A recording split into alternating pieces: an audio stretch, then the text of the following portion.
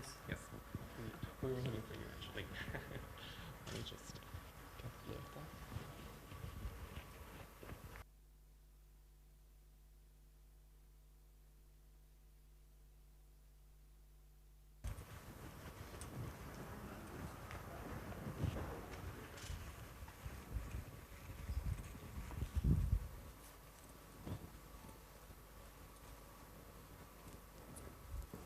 Could we please get an extra chair and table? We're missing one chair. Or at and one least table. one chair. One chair and one table for one other speaker. Yes, if there's one less. But also We can do Yeah, or just we a can chair. do hot desking if you want. He can stay here for a while.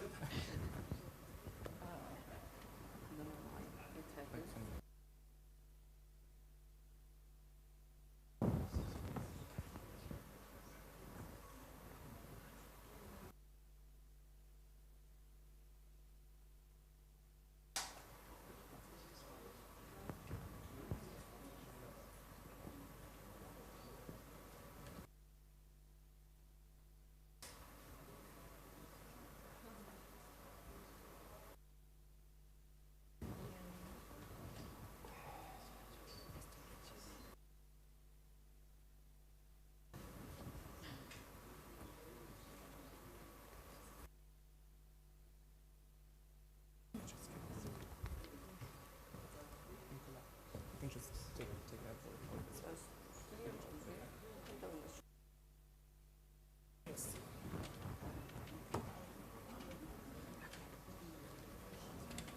Yep, that's good. Okay, I believe we're all here. So we can start. Is this? Yeah. I think you need to make some noise. I believe we're all here and that we can start a session. I would invite everyone to take their seats, which I believe you have done. I'm so sorry for giving my back to you here on this side, but I believe we're ready to start. Welcome everyone to this wonderful warm-up session titled Western Balkans on the Frontline, Regional Cooperation and Collective Response Against Foreign Malign Influence. Welcome as well to the third edition of the Prespa Forum Dialogue here in Struga.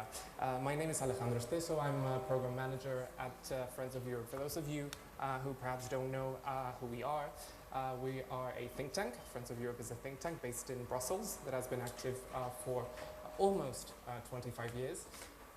And it's one of the think tanks, one of the few think tanks I would say, that has a year-long full-time program on the Western Balkans.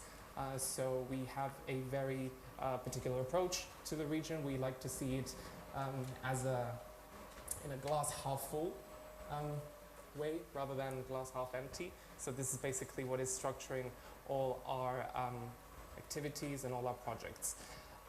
I will not really delve too much deeper into who we are, and will immediately pass the floor to our host, to our keynote speaker. This morning, joining us in this panel is Ms. Fatmir Isaki. Fatmir Isaki is the Deputy Minister for Foreign Affairs of North Macedonia. So, Ms. Isaki, the floor is yours. Thank you, Alejandro. I don't know whether my mic is working. Okay. So, ladies and gentlemen, distinguished guests, it's my pleasure to express my heartfelt gratitude to the panelists, distinguished panelists, for being here today and ready to give their invaluable contribution to this panel and also to the third edition of Prespa Forum for Dialogue. With your presence and participation, you will give a valuable discussion and will advance the cause and cooperation in our region. Today in this panel, we will be addressing quite a critical topic that especially lately has been concern not just for my country, North Macedonia, but for the Western Balkan region as well, and that is foreign malign influence, regional cooperation and collective response against it, with the Western Balkans being on the front line.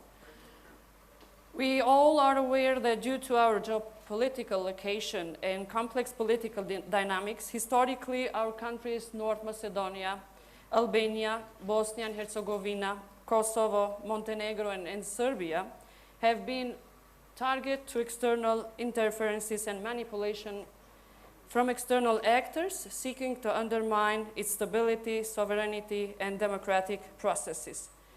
To counter these threats effectively, regional cooperation and in partnership with our strategic allies and the collective response are essential.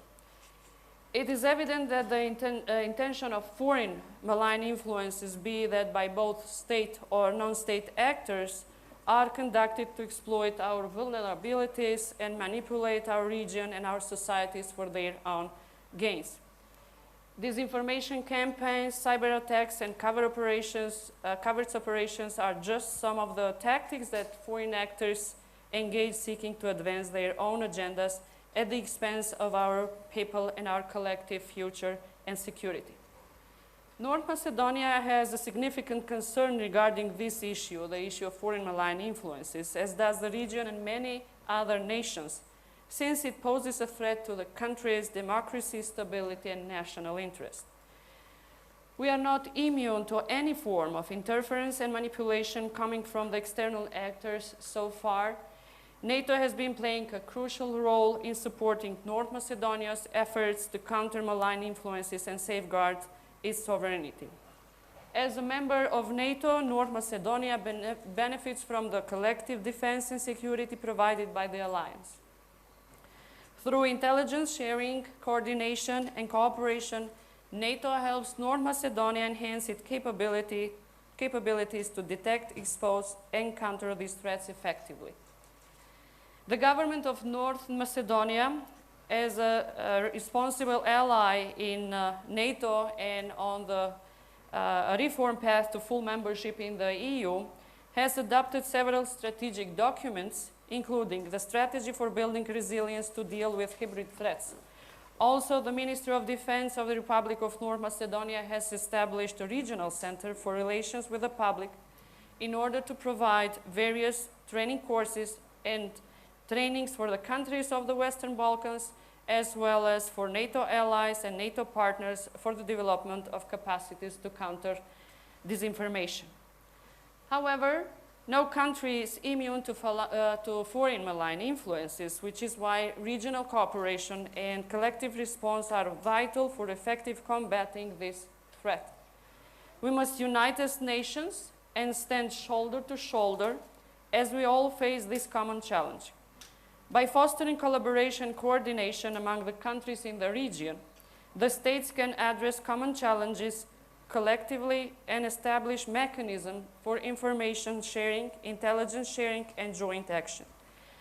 Together, we can build a shield of resilience that will safeguard our sovereignty, democratic institutions, and the well-being of our citizens. Undoubtedly, first and foremost, we must strengthen our democratic institutions. We must enhance the rule of law, promote transparency, and ensure the independence and effectiveness of our judicial system.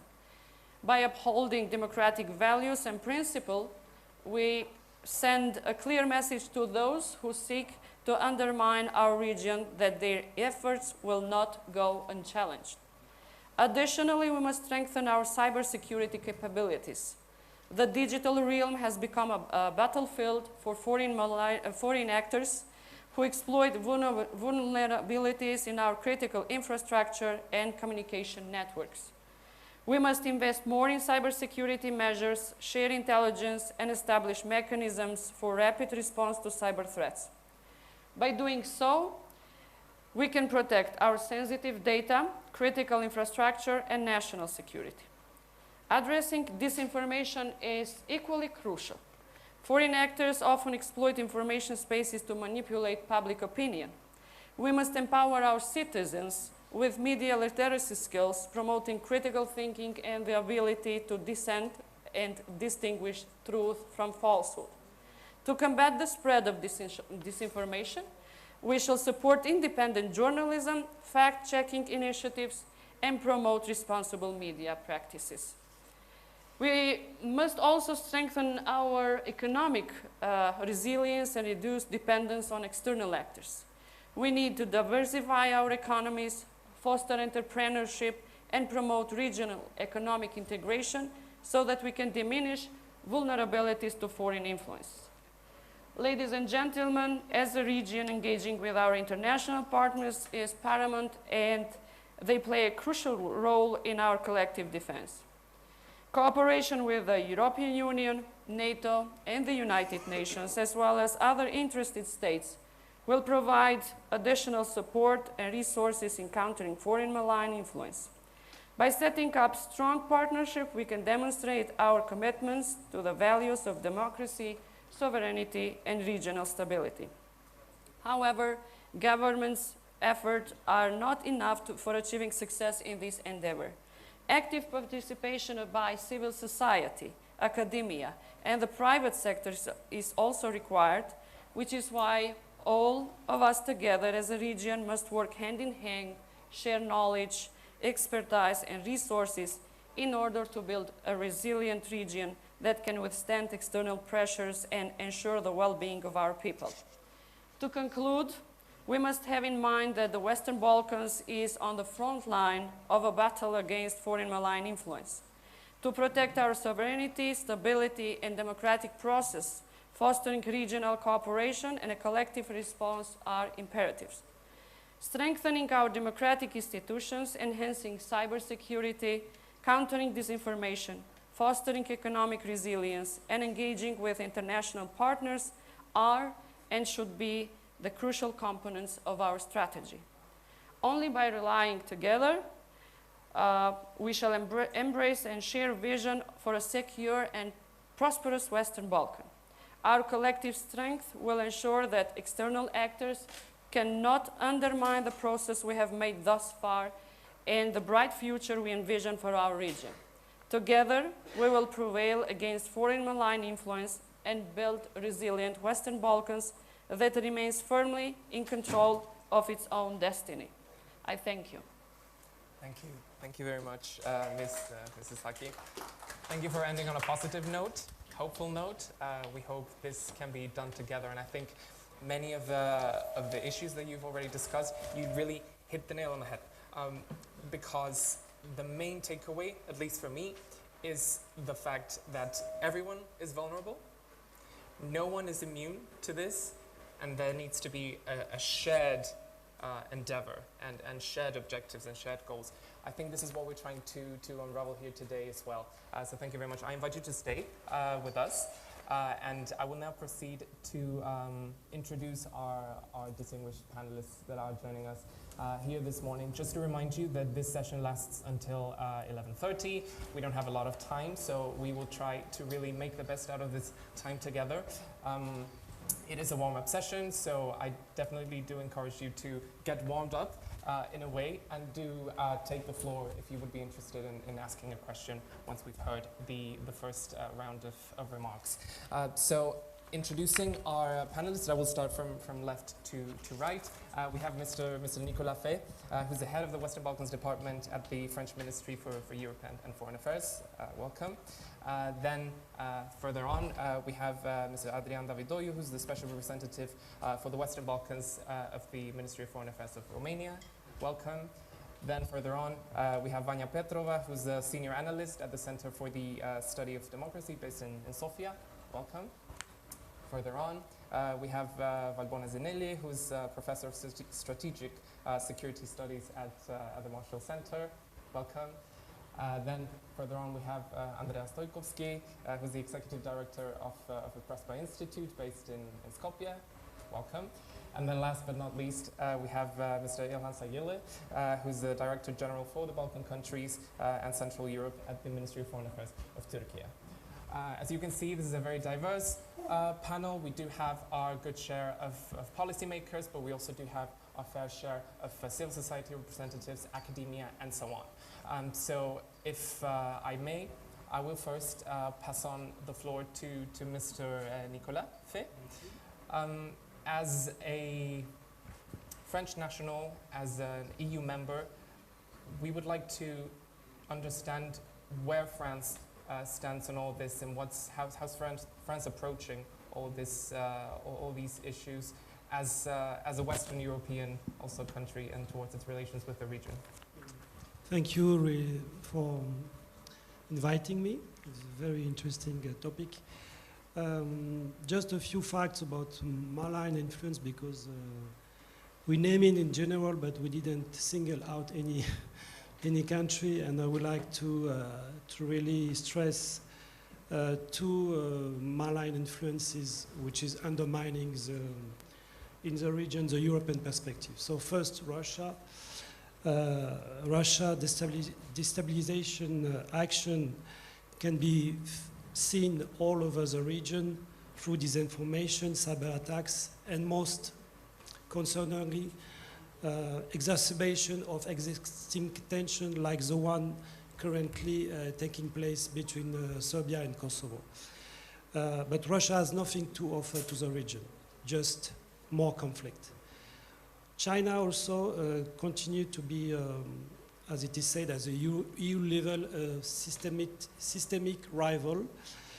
An issue of concern, his influence is no longer limited to economy, but also seek to promote an alternative development or civilizational model, which draw countries away from the European path. The field of information and disinformation is obviously, as you say, Minister, a key aspect of the fight for influence. So what can we do together to counter this at the regional level, at our domestic level? I will focus on two aspects, disinformation and cyber, and what we are doing as France, as a EU member state. First, in the field of disinformation, we need to have more offensive attitude, not only defensive. For example, we are aware now today of the amount of disinformation spreading in the region. France is really aware of that because we were the target, for example, in Africa, of Russian disinformation. And now we have realized the way of action of Russia, and we are more structured, we are more skilled to fight back this kind of influence. For example, we have created a new unit in our Ministry of Foreign Affairs dedicated to strategic communication and informational warfare.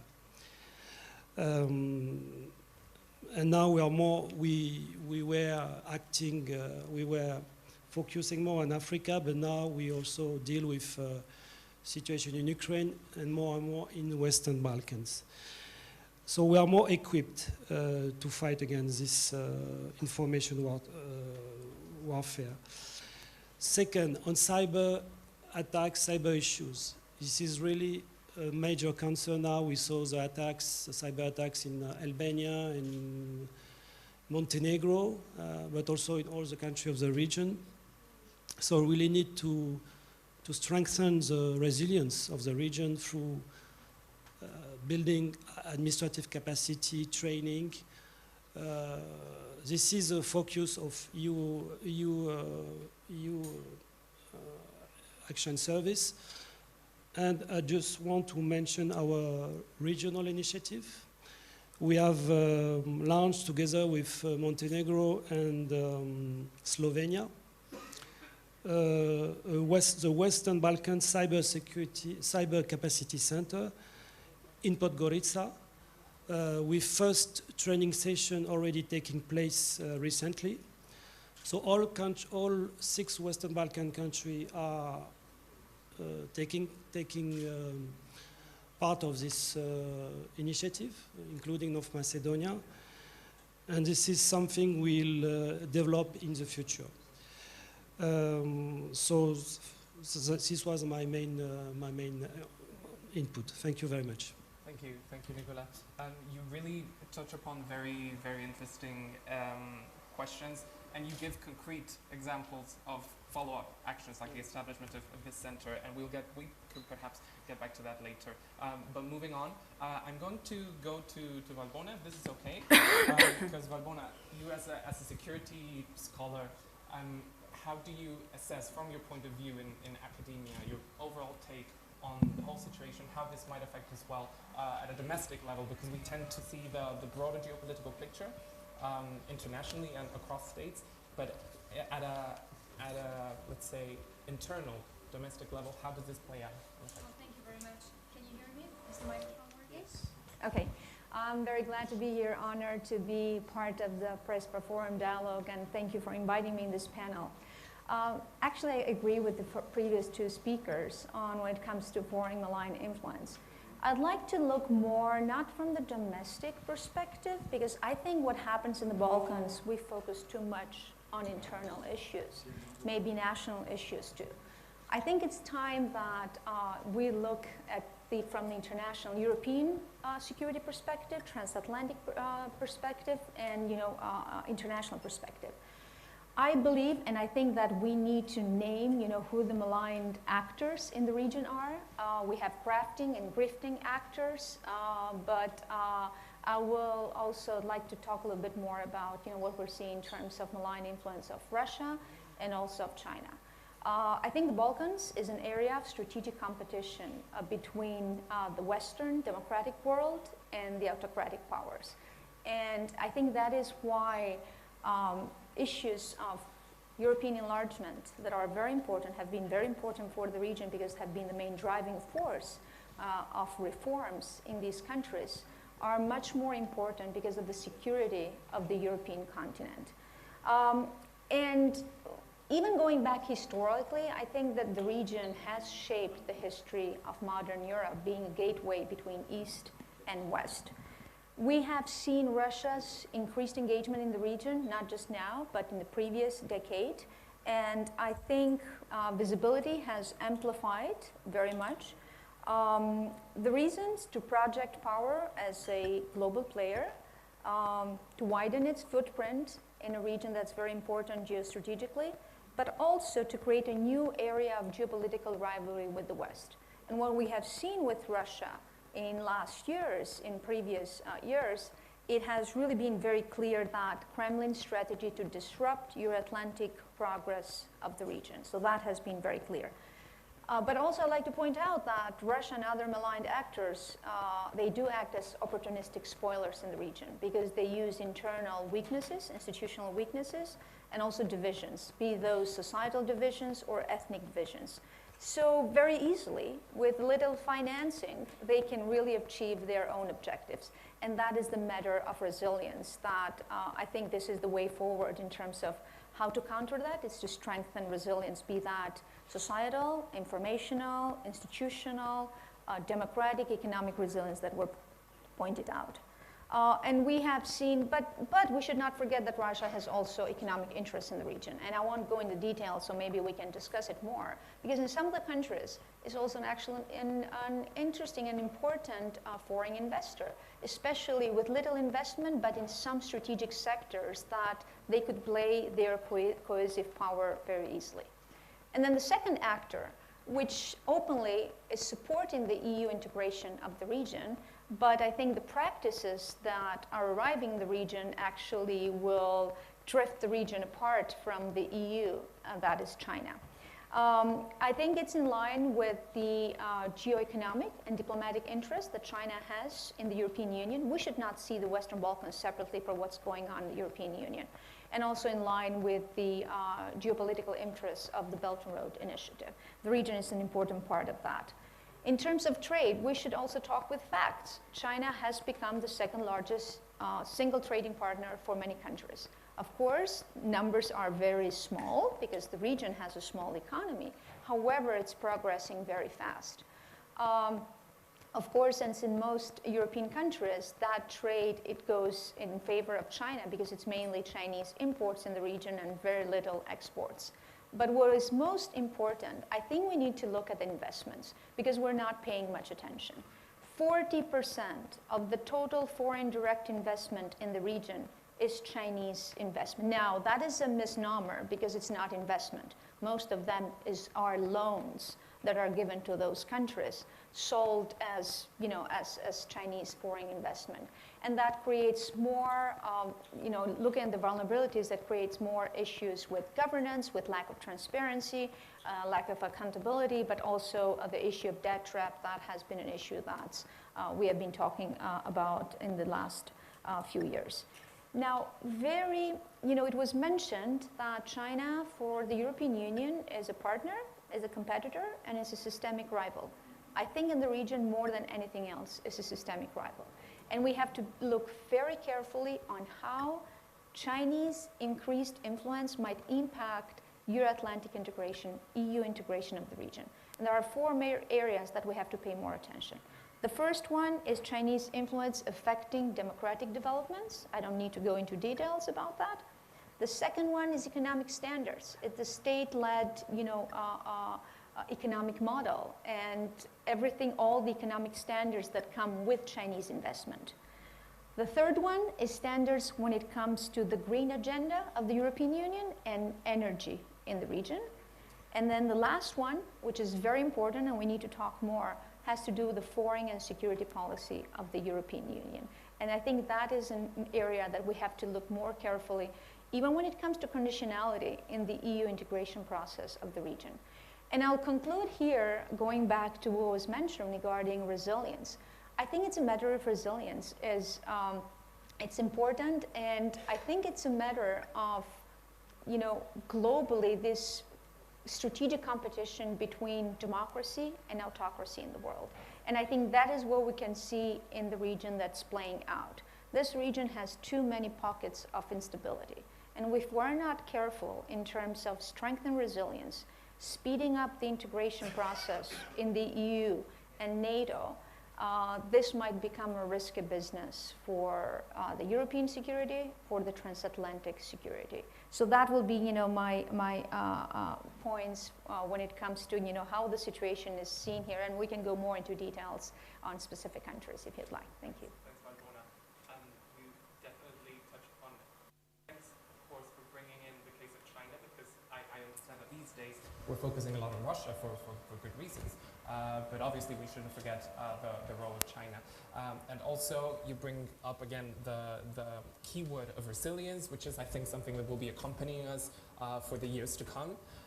And from what you mentioned, it is interesting because actors like Russia, actors like China, other authoritarian states or pseudo-authoritarian states, and their investments don't really promote any kind of democratic or civic engagement-oriented reforms. It's simply easy cash that you can get without really any full compliance with human rights. And this is something that the EU is quite weak at and doesn't have let's say, a stronger approach in this regard. So it would also be a matter of figuring out how these reforms promoted from the EU can help advance the human rights agenda and the democracy agenda. We need to be careful on autocratic money.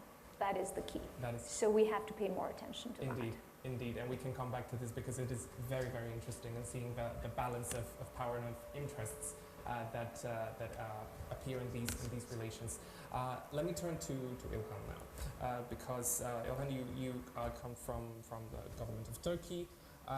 It is not quite the Western Balkans, but it is relatively close to the region. From your perspective as a policymaker and member of representative from the government, what is the cooperation? How does that cooperation look like with the countries of the region, and what is Turkey doing to counter this or address this at least? Thank you, Alejandra. First of all, I apologize for my bad voice. Unfortunately, I catch cold. And I would like to thank our North Macedonian friends and organizers of Prespa Forum for hosting us around beautiful Ohri Lake. And when it comes to the Balkans, we have already been facing with many domestic problems, like brain drain, lack of good governance, and unemployment, migration, many problems. But first, with COVID-19, shook our sense of security in many spheres. And then the war in Ukraine brought energy and food supply problems, plus security concerns even into our daily lives. And again, with the war in Ukraine, Russia has shifted its focus from the region to a certain extent, and a political vacuum occurred, and a security vacuum, and the EU has changed its policies towards the Balkan, and then tried to fill this vacuum through accelerating the EU integration process of the countries. And we really welcome the recent positive developments in our region in that regard, like granting EU candidate status to Bosnia-Herzegovina, starting accession talks with North Macedonia and Albania, and also the visa travel regime with Kosovo as of 1st January 2024. Okay, these are positive developments, but while doing that, Turkey's integration process should not be separated or singled out, because the Balkans is a whole, and we don't want any treatment like a stepchild of the region. We are also an own child of this region, and this is the reality. And the Balkans should be treated as a whole, and also the fabricated terms like the Western Balkans, Eastern Balkans, you know, these are not reflected the reality in our common region. Okay, I mean, if you can use Western Balkans for technical purposes, but when it comes to political, I mean, this is not the right way. And the title of our session today refers to malign actors. Who are these malign actors? We need to define them well. This region, the Balkans, have always been the playground for great powers, and also, you know, for the competition, and also for the clashes of their interests due to its geographical location. And that's important. And as I said, when if the EU does not continue to accelerate its integration process, EU integration process with the countries in the region, this political vacuum may emerge again, particularly after the war in Ukraine. We have such a risk, and then this EU, I hope, does not go back to its policies just before the war in Ukraine. That's our hope. Again, these malign actors, we also just from some European politicians, or even, I mean, some EU circles, just portray Turkey as an external or a malign actor in the Balkans. And is this the case? Turkey is an external actor, really? And even some go further, and they claim that Turkey is trying to come back to the region. We don't try to come back to this region because we have never left. We are an integral part of the Balkans. Even the Balkans word itself is Turkish. It means steep mountain race, forested mountain range in English. The word itself is coming from, and then we have very strong human bonds with the Balkans. We have millions of Balkan origin people living in Turkey, Turkish citizens, millions. And in many Balkan countries, we have Turkish communities.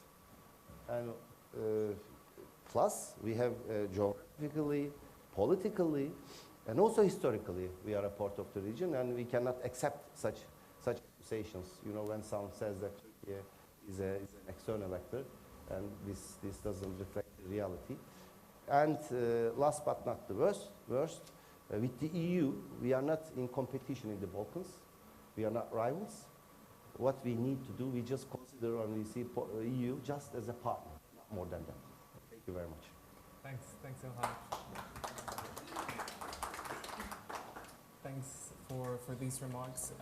It's definitely some food for thought. Thank you, by the way, for bringing in at the beginning of the remarks COVID and the war in Ukraine, because I think many of us have already forgotten that this happened, and it is I mean in a matter of 3-4 years we've had a pandemic, we've had a war, we've had recession. So what's next within the next 5 years? So I think ahead of these challenges, it is now when we have to really counter and try to counter these disinformation campaigns and so on, and strengthen our cybersecurity. And obviously about the presence of Turkey in the region, it's clear that it's integral part of the communities, and it's good to be able to empower as well those communities to help make a change within the broader context of the region. So thanks a lot.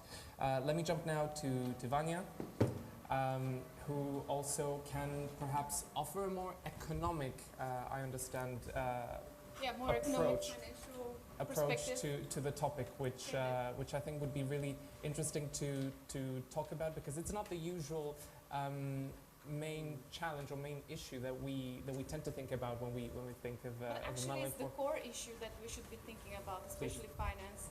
Please. Thank you. First of all, hello everyone. It's a great pleasure to be here today. See so many familiar faces and friends, and hopefully make some new ones. And I'm very sorry for the story that I'm facing you. You're facing my back, and I really feel very sorry. But that's the setup of the whole thing. So, as you introduced me, I think you were introduced me as a senior analyst from the Center of Study for Democracy, and I think I am exactly the right person to be on that panel. Why? Because CSD, Center for Study of Democracy, is actually the organization that first waved the red flag that we should be looking at Russia's malign influence, not only in the region, but in Europe in general. And it's actually, CSD's work has been really a pioneer work, and the first report was published way back in 2000, beginning of 2000s, and 2006 and 14 and 16, and at that time no one was actually speaking that much, no one was focusing that much on Kremlin's soft, sharp and hard power, because it's not only, we're not talking here only about economic influence. Actually, the Kremlin is using a lot of different instruments to shape the region.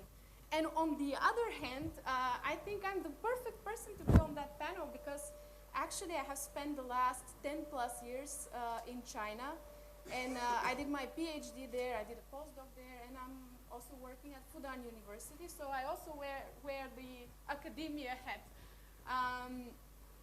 And from that perspective, I can really talk about China. And I think one of the main issues and problems, not only in our region, but in Europe and the West in general, is that there are actually a lot of kind of imposter experts who are.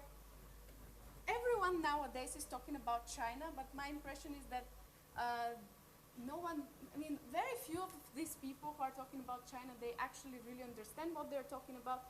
Most of them have never stepped their foot in China. They don't speak the language.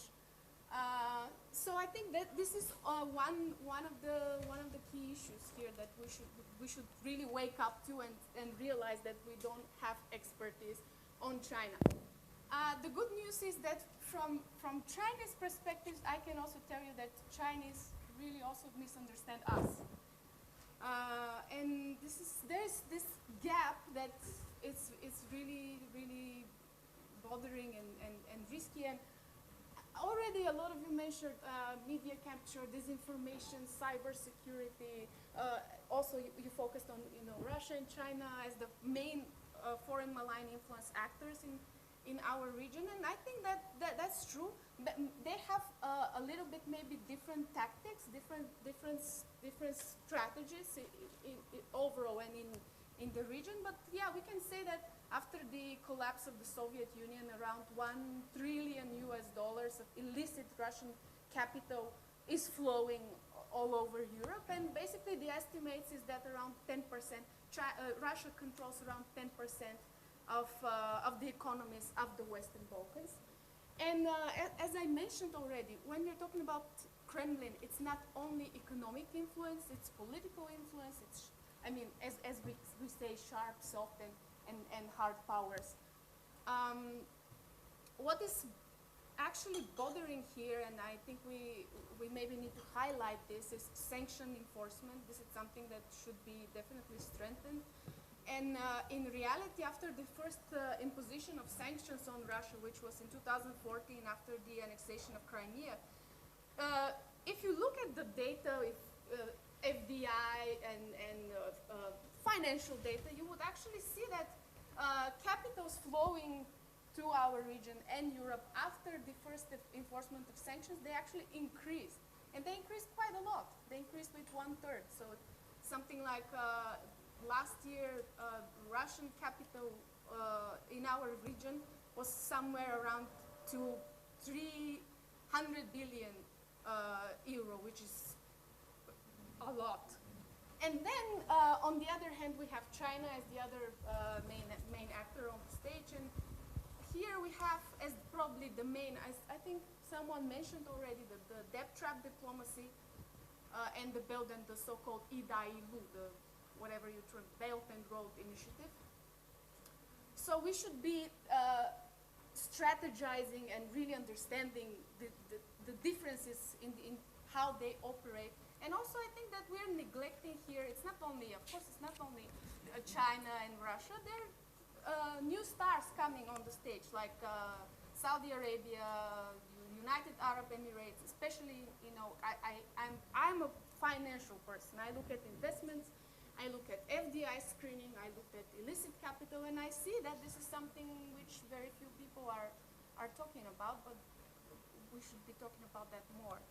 And so the two main instruments of foreign malign influence in the region is, one is media capture, and the other thing is, which thankfully no one mentioned here today on the panel, is illicit financial flows or illicit finance. And this is what I've been doing in the last one and a half year. I've been trying to estimate the size. And bear with me here, I'm saying estimate, not measure, because this is something that you cannot really measure. So illicit finance are estimated at somewhere around 1.6 trillion US dollars a year globally. And unfortunately, the main conclusion here is that illicit financial flows, inflows and outflows in our region are staggering. They're double the estimate of all the other world. So if you say that in the rest of the world, the estimate of illicit financial outflows is around 3% of the national and regional GDP. In our case, we have estimated it's around 6%. And in some cases, it's even more. So in some cases, like Bosnia and Herzegovina is 8%, in Kosovo is 7%, in Serbia is 6-point-something%. And this is the elephant in the room, or as in one conference, one lady said, this is the bear and the dragon in the room. So this is something that we should be really focused on. And unfortunately, illicit finance is very much understudied, not only in our region, but in general. Again, a lot of imposter experts who talk about illicit finance, and basically they talk about money laundering. But money laundering is only one of the channels through which this illicit funds flow. This is why it's very important that we keep on digging, investigating, researching, estimating the size of illicit financial inflows and outflows in the region, and really understand in each one of the countries what are the main sources, components, what are the main enablers, what are the main channels through which these capitals flow, and then we can counteract. Then we can come up with real, feasible, working measures. And I don't know, you're looking at me, but I'm a little bit, should I keep on, should I stop a little bit here?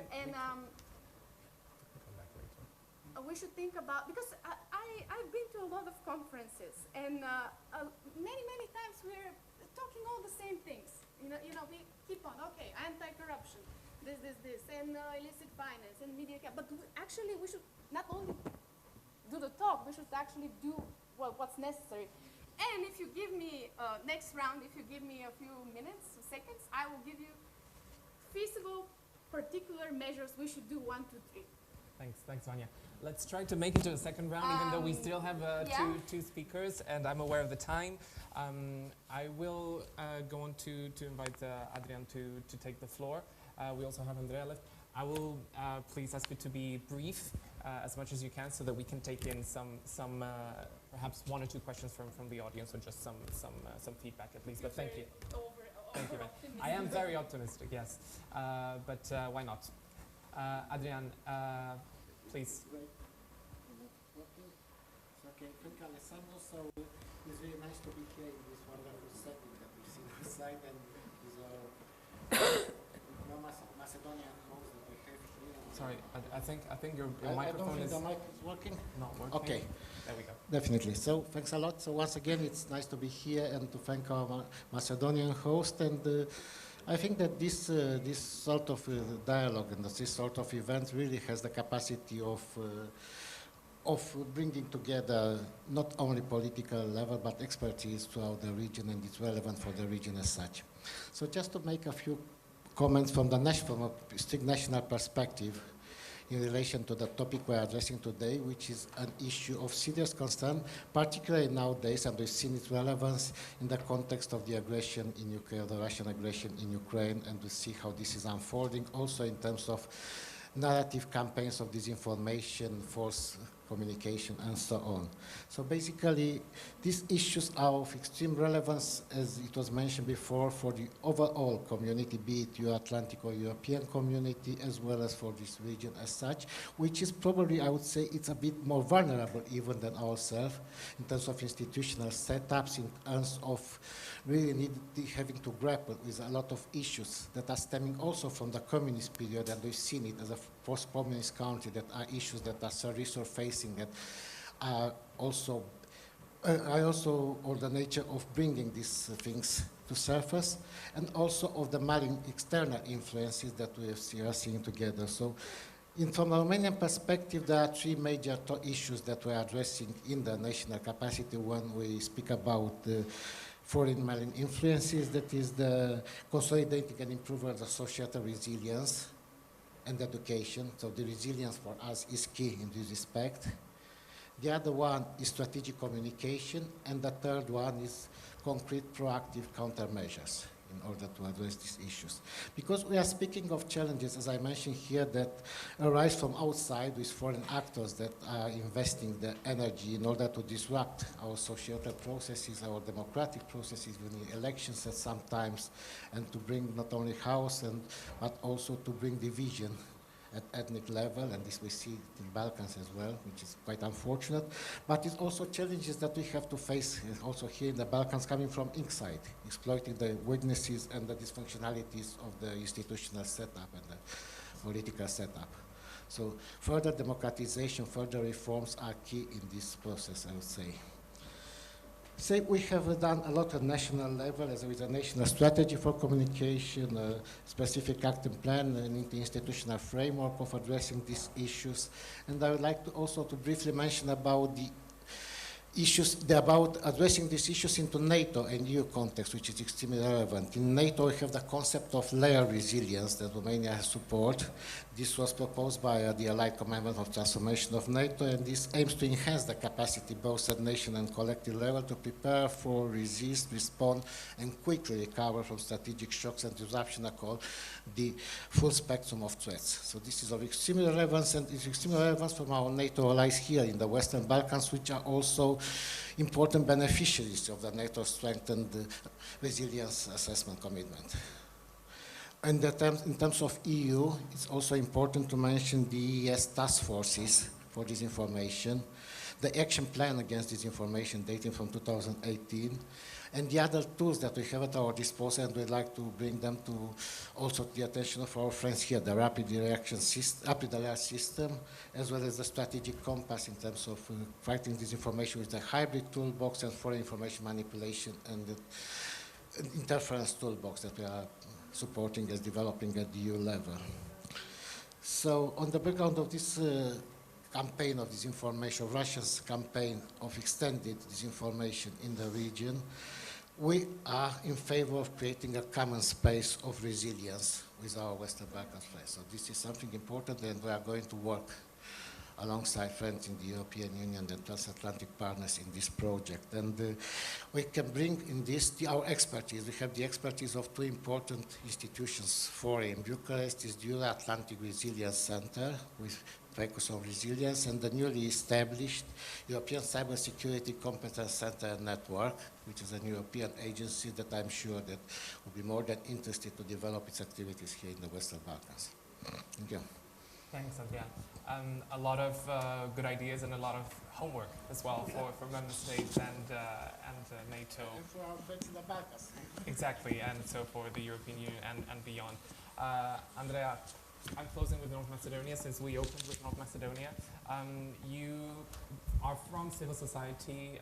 You've been in the field for a very long time, and we understand obviously that civil society can be both a tool, right, and an outcome, an independent at least civil society to tackle foreign malign influence and these kind of strategies. What's the view from the sector? Well, first, it's all about data, and it can be on one side or the other. It can be good or bad at the same time, because somebody said there are lies, more lies, and then there's data. But then depends on how you read it or how you use it. I would go back to what everybody else said before and say that we've agreed that the region is exposed to foreign malign influences, or I would say interferences, because not every interference leads to influence in the end. All of the present foreign malign actors are working in a different way. We are exposed to different strategies or different tools and resources that are employed when it comes to the region. For example, we can see modern-day communications, like in the case of Russia. We can see scientific cooperation and technology, like in the case of Turkey. Sorry, not Turkey, China. And we can see development aid, like in the case of Saudi Arabia and United Arab Emirates.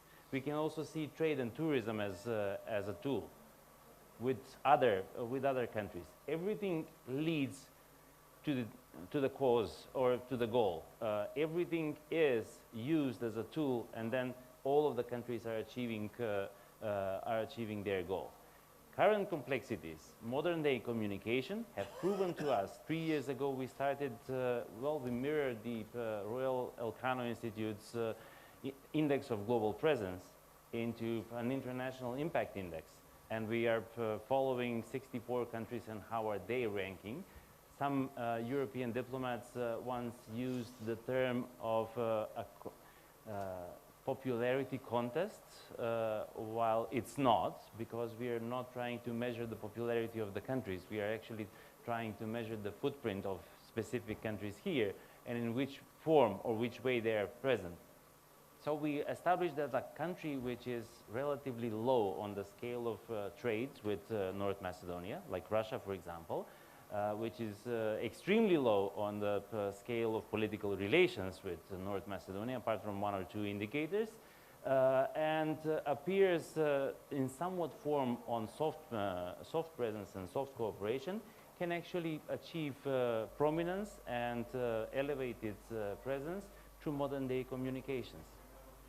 And when we analyzed 2022, we saw that there is a factory of national Twitter profiles, people or organizations that are actually transforming or transmitting the modern-day Russian propaganda when it comes to Ukraine into Macedonian language and dedicated to the local population. And at the same time, we saw the same events and the same celebrations tweeted in a different way from Bulgaria or from North Macedonia, just because this is an opportunity for Russia to interfere. So how do we take this to regional cooperation, malign interferences? By establishing a regional cooperation which is rules-based. And I will emphasize this often rules-based regional cooperation because this is the key. Regional cooperation should not go against the national interest of a country. And in our case, in the case of North Macedonia, it should not be opposite to EU accession in this case, in this time. Regional cooperation should not diminish the role of the EU accession as a process in the country's transformation and democratic transition. Why? Because media literacy in North Macedonia is very low. I would say the lowest of all of the European countries. And modern day communications have proven that we are exhibited or susceptible to disinformation, propaganda, fake news, etc. So what do we see? We see that it doesn't matter that North Macedonia is 100% aligned with CFSP and the restrictive measures against Russia when other countries in the region are not. It also doesn't matter that North Macedonia has forbidden Sputnik in Russia today because other countries in the region have not. What do we get from being exposed to a similar language, to a former country, to similar traditions? We get, and this is where the data comes in, the success of foreign malign interferences.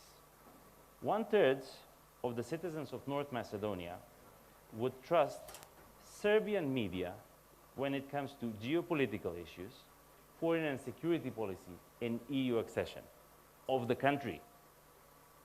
So they would trust foreign media to inform them about their country. 1/3 of the citizens of North Macedonia think that the EU is not the best option for North Macedonia and we should look for other alternatives. They don't list which. 1/3 of the citizens of North Macedonia would vote no at an EU accession referendum if it takes place this Sunday. So, lucky it's not. And then finally, 1/3 of those that think that we need to seek another alternative cite that we share different values with the EU.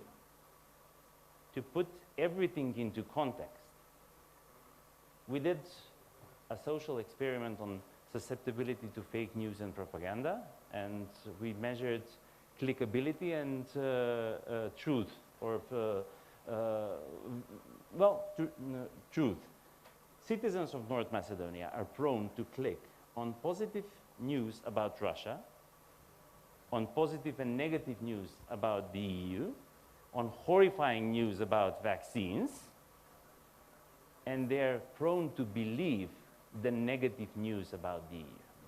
And this is modern day communication through a country which is not any of the identified malign actors or authoritarian actors in the region, but is a proxy for many of those. Thank you. Thank you. Thank you, Andrea. So this was our very last intervention of the panel. We have very, very few minutes to take in any potential questions from you. So seeing there's nothing and we have a very, very little time, as I say, I would like to just very briefly ask for remarks from whomever wants to provide them, because you were mentioning, Andrea, that the role that the receptors of these attacks play is as important, if not more, than the actors that provoke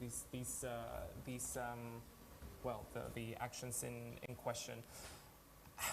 And this really makes me think that the reason, part of the reason for this can be obviously that the EU in this case is not standing tall and is not being a reliable actor that can safely counter these narratives. Twofold. When I started my professional career, I participated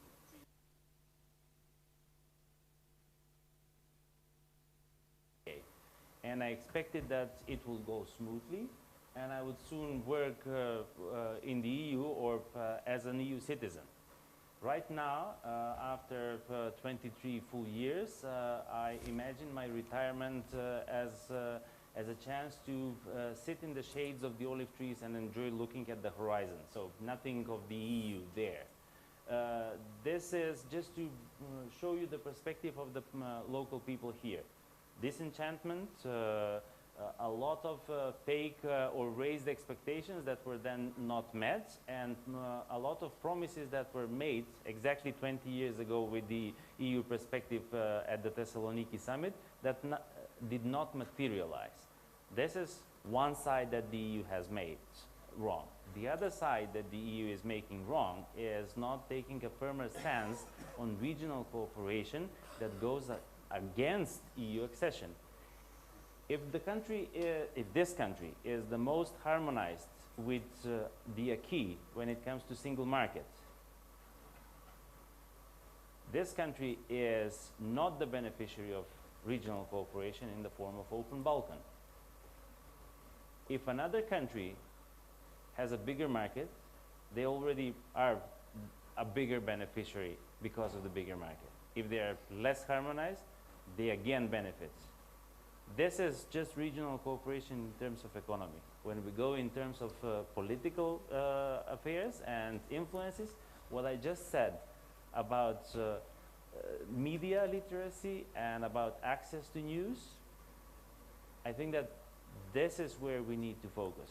Regional cooperation on a rules-based system. Because if we don't have the rules to play with, and if they are not part of the EU, and this is where the EU is doing it wrong, they need to take a firmer stance on that. Only that way we are a step closer and not step back. And data. And data. Can we get very briefly? Yeah. A couple of points. First, there's a lot of scapegoating when it comes to enlargement fatigue of the EU, and it has been there. So the enlargement fatigue has created reforms fatigue in the region, so we have to accept that. There has been a slowing down when it comes to reforms. The second thing, it's about disinformation. And if we look at the different campaigns from various malign actors, actually they have been pointing on the lack of success of the European Union. So if you look at those and then you look the pessimism in the countries when it comes to EU integration, it is very visible. Where you see a higher social, economic, diplomatic influence of the malign actors, those are the countries that see the European Union with more pessimism, because that is how the campaign, even during COVID with mass diplomacy and vaccine diplomacy, this is how it was pointed out, that the EU is not there to support. So that is a very visible correlation. The third thing, it's funding, because we talk about economic resilience, but we know that there's a huge infrastructure and economic gap between the Western European countries and the Balkans. So that is where the EU, we know that the process will last longer, many steps have to pass, but I think we need to look at ways that regionally the Western Balkans can get more infrastructure funds from the European Union in order to fill out that vacuum that exists when it comes to disparities from the economic perspective. Thank you. 30 seconds, Vanya. 30 seconds? 30 seconds. Oh, we need to wrap up. I'm wrapping up. Very, very critical, really, really critical is implementing and enforcing investment screening mechanisms in the region. Actually, in the EU, only Bulgaria and Cyprus, these are the only two countries that currently do not have investment screening mechanisms, and here the whole region is really, really lagging behind. So this is number one, very important, super important. Number two, strengthening the sanctions enforcement. Number three, the rollout of the anti-money laundering authority. It should try to cover also the region. Number four, I think also very important, anti-money laundering legislation should be changed. We have been talking about this for quite a while. It shouldn't need to have a predicate crime. So basically, even nowadays, I've been talking a lot with anti-money laundering authorities, and the main issue is they catch something, but then they say, yeah, but we need a predicate crime. It has to be from organized crime, drugs, trafficking, whatever. So this has to be changed, period. Great. Thank you. Are we getting, Adrian? A couple of things, because I think that we should also look at the issues at regional level, first of all. And I think, first of all, it's important to have a mapping of the vulnerabilities of the region, a mapping of the threats. And I can bring in this respect the GlobSec index of vulnerabilities that is a model. And afterwards, to see out of this what would be the strategic approaches and the tactical ones that have to be addressed. The second issue is not only to seek the further support and full support of the European Union and of NATO and all the allies, but also to seek to address the internal vulnerabilities, which are quite prominent in the region, and we know it because we're also facing it on a daily basis. So this is important that this process go hand in hand. It's a twofold approach. And the third issue, I would say, definitely should be a greater synergy because it's affecting the spillover effects of what is happening here. It's affecting us, the spillover effects of what is happening in our eastern neighborhood that we support as well in this project of addressing instability, addressing malign influence. It's also affecting us, and to us, it's affecting you as well. So we have to have a more synergic approach on this. Thank you. Nicolas? Quickly, to leave with a positive note, I mean, there are two interesting things at the moment. Enlargement process is really restarting now. There is a momentum to be used. Ukraine, Moldova are using this momentum, so I understand the frustration in the Western Balkans, but don't lose this train. Don't lose this train. So use it. Second, there is obviously a need for more investment from the EU, and I would like to point out the speech from von der Leyen recently, who has announced more funds to the region to help the convergence with the EU and EU standards. You're right. I fully support your point about rule-based regional cooperation. So there are good news coming on, but you should take the opportunity. Thank you. Many thanks. Do we have a last comment from Ilhan to just wrap it up? I don't have, I think we don't have enough time to wrap it up, but I want to say is that just, dear friend just referred to Cyprus, but if I'm not mistaken, Cyprus does not belong to the Balkans. This is what I want to say. No, I was just saying that the only two EU member states that do not have the investment screening mechanisms is Bulgaria and Cyprus. Okay, thank you. Well, and actually a lot of the illicit flows are going through Cyprus. That's a fact, and the Netherlands. Well, it's definitely a lot to discuss. We can do it now over a coffee. Thank you all. Thank you very much for being a part of this session. There's more to come. As you see, the program is quite packed. So I hope that this warm-up session has at least met its purpose. Many thanks to all our panelists. Many thanks to Mrs. Saki. And thanks to you. See you very soon. Thank you.